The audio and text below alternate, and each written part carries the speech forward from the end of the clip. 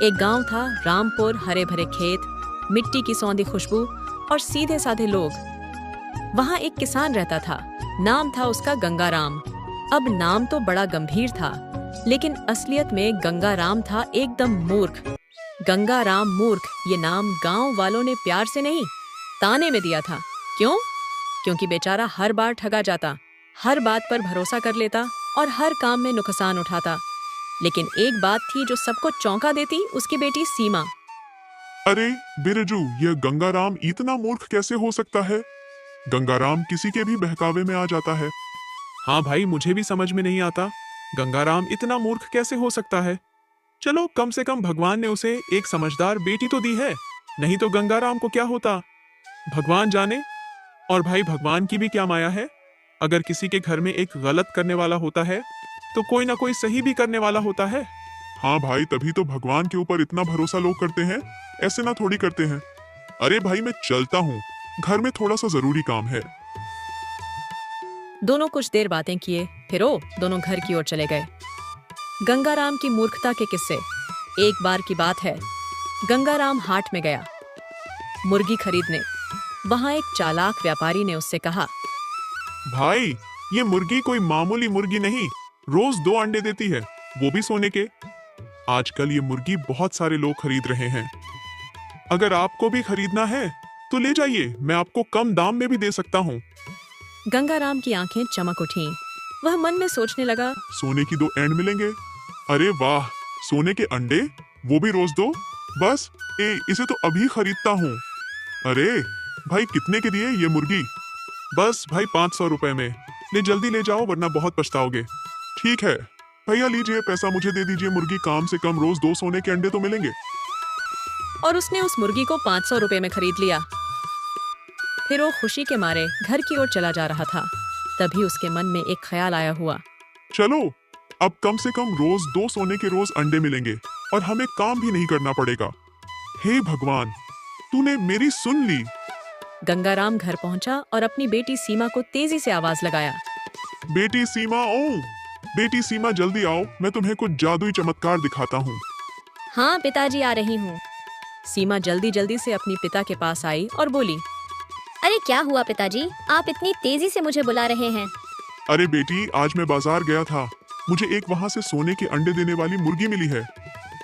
सीमा ने देखा तो बहुत चक्की रह गई। बाबा, ये तो साधारण मुर्गी है, सोने के अंडे देने वाली नहीं। आपको मूर्ख बनाया गया है। लेकिन गंगाराम तो मुस्कुरा रहा था। अरे पगली, अब तू देखना, हम अमीर बनेंगे और अब हम अच्छे अच्छे कपड़े पहनेंगे। अरे पिताजी, आप पगला गए हो क्या जी? मुर्गी कैसे सोने की अंडा दे सकती है?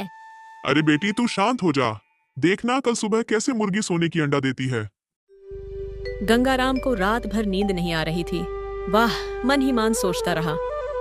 कल मेरे पास 2 सोने के अंडे होंगे, मैं उसे सीधे बाजार जाकर देखूंगा। अगली सुबह गंगाराम और सीमा दोनों मुर्गी के पास गए। सिर्फ उन्होंने देखा, मुर्गी ने एक अंडा भी नहीं दिया। सीमा ने कहा, अब क्या हुआ बाबा? आपकी सोने की खान कहाँ गई? मैं आपसे बोल रही थी ना बाबा, आपको कोई बेवकूफ बनाया है, पर आप मेरी बात कहाँ मानते? शायद आज थक गई होगी, इसलिए मुर्गी ने सोने के अंडे नहीं दे पाई। शायद कल जरूर देगी। सीमा ने माथा पीट लिया। बाबा, आप भी ना एकदम भोले हैं। अब ये मुर्गी पालने का खर्चा अलग और हम लोगों का खर्चा अलग। यह मुर्गी कोई सोने का अंडा नहीं देगी। अरे बेटी, पर दुकानदार ने मुझसे कहा था यह मुर्गी रोज 2 सोने की देगी। सीमा का होशियार दिमाग। पर सीमा सिर्फ बातें ही नहीं बनाती थी, काम भी करती थी। उसने मुर्गी को अंडे देने के लिए पौष्टिक खाना देना शुरू किया। सुबह सुबह मुर्गी को खुले खेत में छोड़ने लगी। देखना पिताजी जी, सोने का अंडा दे या न दे, पर वैसी तो अंडे जरूर देगी। ठीक है बेटिया, मुझे तो दुकानदार ने ठग ही लिया, अब तो कुछ फायदा होने वाला नहीं है। कई दिनों बाद वो मुर्गी सच में अंडे देने लगी। सीमा ने गांव की औरतों के पास गई। बहनों, हमारे पास ताजे देसी अंडे हैं, शहर से अच्छे, सस्ते भी, स्वाद भी। अगर किसी को चाहिए तो मुझे बताना। ठीक है सीमा बिटिया, अगर हमें चाहिए होगा तो तुम्हें जरूर बताएंगे। सीमा फिर इतना कहकर अपने घर चली गई। फिर अपने पिताजी से बोली, पिताजी, आप निराश मत होइए। देखिए, यह मुर्गी तो सोने का अंडा तो नहीं दे रही है, पर देसी अंडे तो दे ही रही है ना पिताजी। अब मुर्गी सोने के अंडे तो नहीं दे रही थी, लेकिन सीमा के दिमाग ने गंगाराम के नुकसान को फायदे में बदल दिया। गंगाराम गर्व से कहता, देखा, मैं ही ले आया था वो मुर्गी।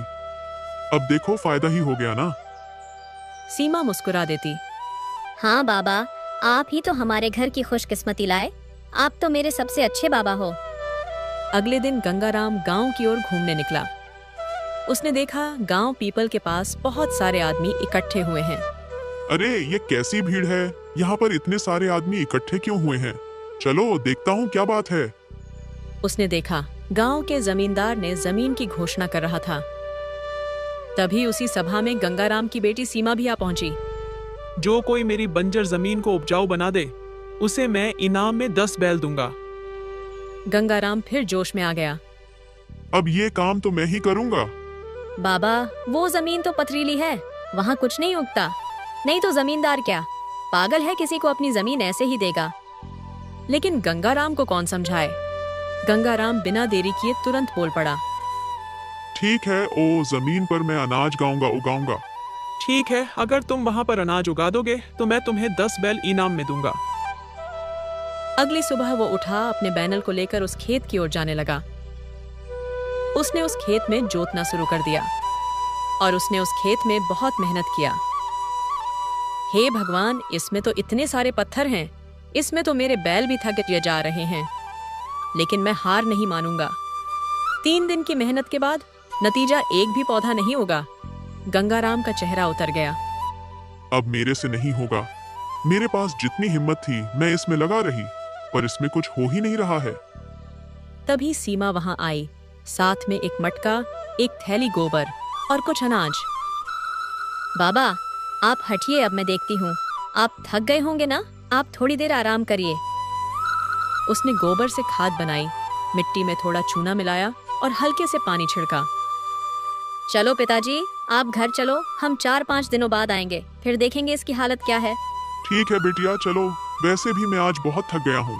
मैं आपसे बोल रही थी ना, मत लो, पर आप मेरी बात मानते ही नहीं। गंगाराम और उसकी बेटी सीमा दोनों घर की ओर चले। 4 से 5 दिन बाद सीमा अपने पिता के साथ उस खेत में गई और देखी जमीन में हरियाली झांकने लगी। फिर वहां जमींदार भी आ गया और जमींदार को यकीन नहीं हुआ। किसने किया ये चमत्कार? इतने सालों से इस खेत में कोई कुछ नहीं कर पाया। कौन है जो यह कर दिखाया? गंगाराम गर्व से बोला, अरे जमींदार साहब, मेरी बेटी सीमा ने ये सब किया। जमींदार बहुत खुश हो गया और सीमा और गंगाराम का अपने घर ले गया। अरे गंगाराम, तूने तो अपना काम कर दिया, अब मुझे अपना भी काम करना है। जमींदार ने 10 बैल तो दिए ही, साथ में एक सोने की अंगूठी भी दी सीमा को। ऐसी बेटी तो 100 बेटों पर भारी है। भगवान करे ऐसी बेटी सबको मिले। गंगाराम और उसकी बेटी सीमा दोनों बहुत ही खुश थे। फिर दोनों घर की ओर निकल पड़े। अब आया कहानी का सबसे मजेदार मोड़। एक दिन राज्य के राजा ने पूरे गांवों में घोषणा करवाई, जिसने मेरी पहेली का सही उत्तर दिया उसे मैं 100 स्वर्ण मुद्राएं दूंगा, वो भी ढेर सारे। मेरी पहेली है, वो क्या है जो दिखाई भी देता है पर छाया नहीं देता? पूरा गांव सोच में पड़ गया। कोई कहे पानी, कोई कहे सपना, कोई बोले भूत। गंगाराम मुस्कुराकर बोला, अरे ये तो आसान है, ये छतरी। बाबा, छतरी? वो तो छाया देती है, आपको ये भी नहीं पता है क्या? अरे मेरी वाली तो टूटी हुई है, इसलिए नहीं देती। सीमा ने मुस्कुराकर उत्तर दिया, महाराज जी, इसका उत्तर है दर्पण। राजा ने जब उत्तर पढ़ा तो हक्का बक्का रह गया। सही उत्तर। कौन है ये बुद्धिमान? मुझे उसे देखना है। सीमा को बुलाया गया दरबार में। तुम कौन हो? बेटी, तुम्हारा नाम क्या है? मैं गंगाराम किसान की बेटी हूँ और मेरा नाम सीमा है। राजा मुस्कुराया। वाह, किसान की बेटी होकर इतना ज्ञान! क्या तुम मेरे मंत्री की परीक्षा पास कर सकती हो? हाँ हाँ, क्यों नहीं महाराज, परीक्षा भी ले लीजिए और नौकरी भी दीजिए। ठीक है सीमा बेटी, रुक जाओ, मैं अपने मंत्री को बुला रहा हूँ। राजा ने मंत्री को बुलाया। इस लड़की से 3 सवाल पूछो, अगर जवाब दे दे तो मान लेंगे। RCI ये हमारी बेअकवरी विशेष सलाहकार है। मंत्री ने मुस्कुराकर पूछा। पहला सवाल, ऐसा कौन सा पेड़ है जिसकी छाया नहीं होती? क्या तुम बता सकती हो? अरे मंत्री जी, छाया तो हर पेड़ की होती है, लेकिन तुलसी को पेड़ मानो तो उसकी छाया में बैठना मना है धार्मिक मान्यता के अनुसार। मंत्री चुपचाप देखता रह गया। दूसरा सवाल, ऐसा कौन सा पानी है जिसे पीते ही प्यास बढ़ती है? क्या तुम इस मेरे सवाल का जवाब दे सकती हो? सीमा बोली। अरे मंत्री जी, समंदर का खारा पानी। मंत्री फिर शांत। तीसरा सवाल, ऐसा क्या है जो जितना बांटो उतना बढ़ता है? सीमा ने बड़ा मुस्कुराकर बोली। मंत्री जी, इतना सरल सवाल तो हर कोई बता सकता है। इसका उत्तर है ज्ञान। पूरे दरबार में तालियां गूंज उठीं। राजा ने गंगाराम को बुलाया। तुम्हारी बेटी तो रत्न है, आज से ये मेरी सलाहकार होगी और तुम मेरे खेतों के प्रमुख अधिकारी। गंगाराम हैरान। मैं अधिकारी? लेकिन राजा जी, मैं तो मूर्ख हूँ, मैं ये सब कैसे करूँगा? राजा ने हंसते हुए कहा।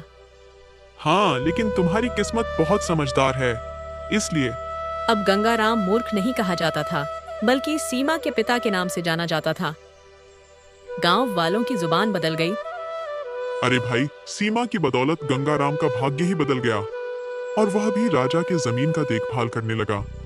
हाँ भाई, अब तो गंगाराम बहुत बड़ा आदमी बन गया। गंगाराम की इतनी अच्छी किस्मत। सीमा ने दरबार में रहकर गांव के लिए कई योजनाएं बनवाई। नई सिंचाई व्यवस्था, स्कूल की सुविधा और लड़कियों की पढ़ाई के लिए मुफ्त किताबें। गंगाराम घर लौटते समय कहता, बेटी, तूने तो मुझे राजा बना दिया, मैं तेरा कैसे एहसान चुकाऊं? सीमा मुस्कुराकर कहती, नहीं बाबा, आपने ही मुझे दुनिया को दिखाने का मौका दिया। भगवान करे ऐसे पिता सबको मिले। सीख क्या मिली? इस कहानी से हमें ये सीखने को मिलता है, ज्ञान, समझदारी और हिम्मत। अगर इन 3 चीजों का साथ हो तो कोई भी मूर्ख से बुद्धिमान बन सकता है। और सबसे जरूरी बात, बेटियां किसी से कम नहीं